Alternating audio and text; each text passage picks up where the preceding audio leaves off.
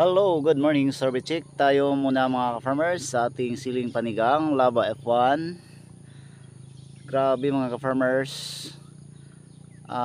after consecutive na pagpatubig sa ating siling panigang mga ka-farmers, dahil sa walang ulan dito sa area, malapit na mag-isang buwan mga ka-farmers, pero tiniis natin na makapagbigay tayo ng tubig sa ating siling panigang mga ka-farmers. So ito na po yung output ng ating every other day activity mga farmers na palaging pagpapatubig sa ating siling panigang. So survive talaga mga farmers.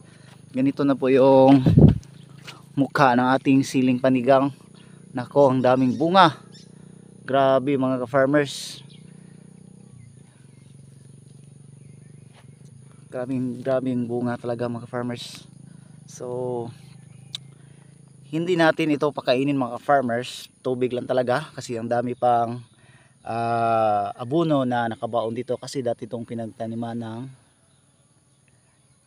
ampalaya mga farmers.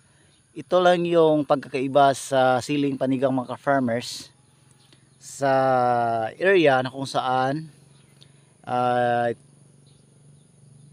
sili lang po yung itinanim nyo at saka maglagay tayo ng kunting commercial. Ito yung pagkakaiba sa area na dating tinamnan ng ampalaya, ang maraming nakabao na abono, then tinamnan natin ng siling panigang. So very different talaga yung pagbibigay ng bunga to. So grabe yung bunga mga ka-farmers, kahit saan mo titingnan, grabe yung bunga. So dito na area mga farmers na hinog na, so kailangan natin i-pull out mamaya kasi sayang. Grabe.